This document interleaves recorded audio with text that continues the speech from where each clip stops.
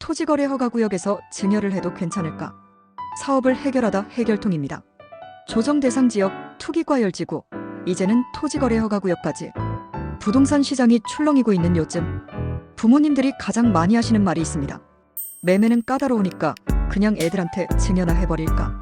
토지거래 허가구역 시행 이후 부동산 거래가 막히다 보니 자녀에게 증여로 넘기려는 수요가 폭발적으로 늘고 있습니다.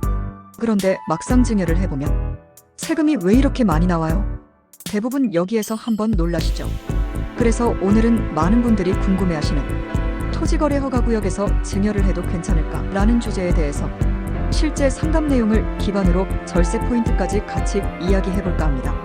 토지거래 허가구역에서 증여를 하려면 허가가 필요할까? 먼저 가장 많이 들어오는 질문입니다. 아파트 대출도 거의 막혀서 부모님께 증여를 받을까 하는데 증여도 따로 허가를 받아야 하나요? 결론부터 말하면 단순 증여는 허가 대상이 아닙니다. 토지거래 허가제는 매매, 교환 같은 유상거래에만 적용되죠. 물론 단순 증여는 허가 없이 가능하지만 증여세, 취득세, 지방세는 반드시 계산해봐야 합니다. 그런데 예외도 있습니다. 바로 부담부증여입니다. 대출이 딸린 채로 부담부증여를 하면 일부분은 유상거래로 볼 수 있기 때문에 허가가 필요할 수도 있습니다. 물론 취득 목적도 실거주 요건을 충족해야 합니다. 세금만 잘 설계해도 수천만 원 차이가 날 수 있기 때문에 전문가 검토 없이 일단 증여부터 하자는 생각은 가장 위험한 선택이라고 할 수 있습니다. 증여는 타이밍 싸움이다.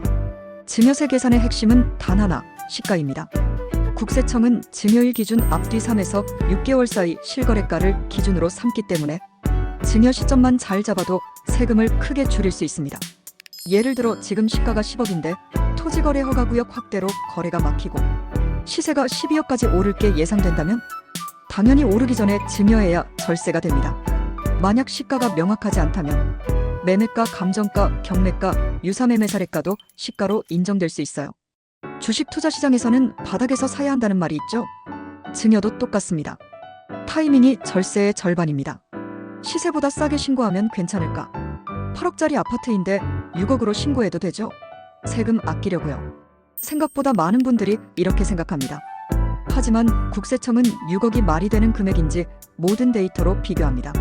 주변 유사매매 사례가, 감정가, 경매가, 공시지가와의 차이, 조금만 이상해도 시가로 보정해버립니다. 즉 신고가를 억지로 낮춰봤자 사실상 의미가 없습니다. 내 아파트를 자녀에게 증여하고 싶은데 우리 아파트 단지 옆동의 실거래가로 증여할 경우 실거래가를 증여가액으로 인정받을 수 있는지는 생각보다 면밀히 검토를 해봐야 하는 부분입니다. 실제로 시세보다 큰 차이로 싸게 거래했다가 시가 불인정 판례가 나온 사례도 많습니다. 특히 토지거래 허가구역은 거래 자체가 적기 때문에 감정평가를 통한 시가 산정이 더 안전할 때도 매우 많습니다. 감정평가는 무조건 낮게 받아라. 이건 오해입니다. 과거에는 기준시가로 매매하기도 했었지만 현재에는 기준시가로 신고하면 100% 문제가 되는 것을 모르는 분은 없죠.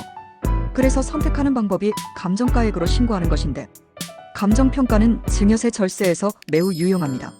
하지만 조건이 있습니다.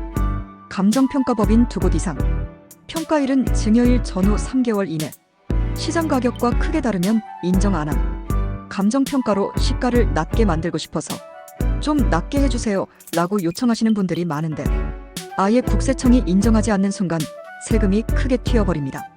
100만 원 아끼려고 감정가 낮춰달라고 했다가 나중에 1억 원이 추징돼서 사라질 수도 있습니다.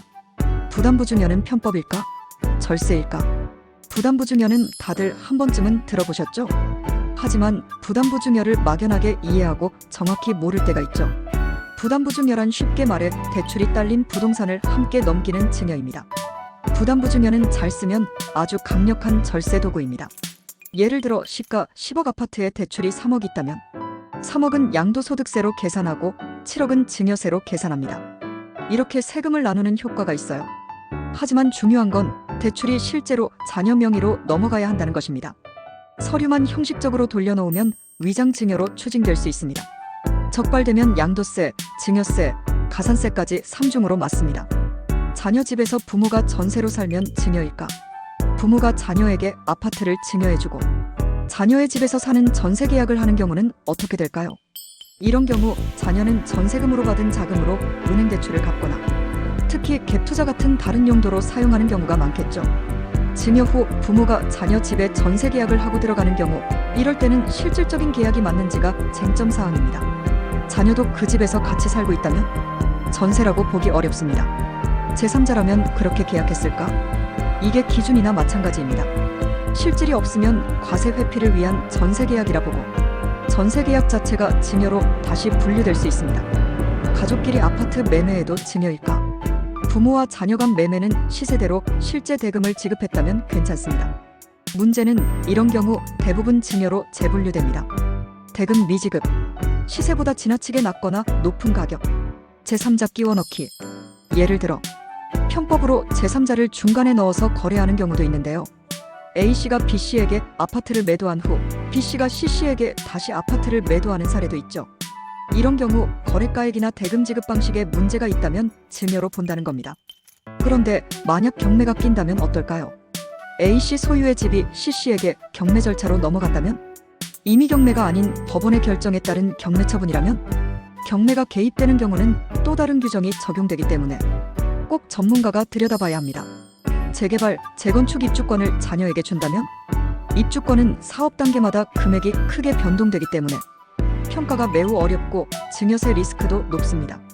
개발 단계에서 사업 승인 후 구주택 멸실 단계에 진입하면 토지만 존재하기 때문에 평가 방식 및 금액이 달라져요. 일반적으로 사업이 진행될수록 이른바 프리미엄이 계속 높아져서 평가에 불리하게 작용될 수 있어요. 또한 양도세, 이월과세 규정도 적용되기 때문에 케이스에 따라 몇 억씩 차이가 납니다. 배우자나 자녀에게 입주권을 증여했는데 배우자나 자녀가 증여받은 날로부터 10년 내 제3자에게 양도하면 양도세와 증여세를 비교해서 더 큰 금액으로 과세할 수 있어요. 이게 무슨 말이냐 하면 증여가 없었더라면 증여자가 결과적으로 제3자에게 양도한 것으로 본다는 것이죠. 이 경우 취득가액은 증여가액이 아니고 원래 증여자의 취득가액이 적용되어 양도세를 계산하게 됩니다. 이 금액과 당초 증여에 따른 증여세와 증여받은 자녀의 양도에 따른 양도세의 합계를 비교해서 큰 것으로 세금을 매긴다는 것이죠. 이것이 이른바 양도세 이월과세라는 조항이에요. 특히 토지거래 허가구역에서는 일단 조합원의 지위, 즉 입주권을 양도할 수 없는 게 원칙입니다. 입주권 양도가 거의 안 되기 때문에 정교한 절세 설계가 필요합니다. 예외적으로 허용되는 경우가 있기는 한데 요건을 맞추기가 쉽지 않아요. 비과세 요건, 증여공제, 평가 시기, 지분, 차입 규모, 증여 방식 등을 종합적으로 고려하는 것이 필요해요. 이런 경우 예술의 경지인 아트텍스를 할 수 있는 전문가가 필요하겠죠? 증여를 취소하면 세금도 취소될까? 부모가 자녀에게 증여를 했다가 취소하게 된다면 어떻게 될까요? 일단 증여가 무효면 세금도 없습니다. 증여행위가 법리상 당초 무효로 판결난다면 증여세 과세도 없어집니다. 하지만 증여의 취소는 조금 다릅니다. 취소는 당초 증여행위가 유효하지만 그 증여를 없는 것으로 하는 것입니다. 쉽게 말해서 무효가 지우개로 깨끗이 지우는 행위라면 취소는 빨간 줄로 증여행위를 삭선하는 행위인 셈이죠. 취소를 하면 시점과 자산 종류에 따라 증여세 부과 여부가 달라집니다. 심지어 너무 늦게 취소해서 증여한 재산을 다시 가져올 경우에는 증여 행위가 2번 있다고 보고 오히려 2번 과세되는 경우도 있어 매우 조심해야 합니다. 자, 오늘 핵심 내용 다시 정리해볼까요? 단순 증여는 허가가 필요 없음. 부담부 증여는 절세가 가능하지만 허가가 필요할 수 있음. 증여세의 핵심은 시가와 타이밍 싸움. 감정평가 활용은 정확하게 하는 게 중요. 가족 간의 거래는 실질이 가장 중요. 증여는 단순히 이거 애한테 넘겨주자로 끝나는 문제가 아닙니다. 정확히 설계하면 세금을 몇 천만 원에서 몇 억 원까지 아낄 수 있습니다. 특히 토지거래 허가구역 지정 이후부터 증여는 단순히 신고서만 낸다고 해결이 되지 않습니다. 토지거래 허가구역인데 증여해도 괜찮을까? 증여하면 세금은 얼마나 나올까? 지금 고민 중이신가요? 해결통에서 부담 없이 카카오톡 무료 상담을 받아보세요. 영상이 마음에 드셨다면 좋아요, 댓글, 구독, 알람 부탁드리고요. 다음에 더 좋은 영상으로 찾아뵙겠습니다. 감사합니다.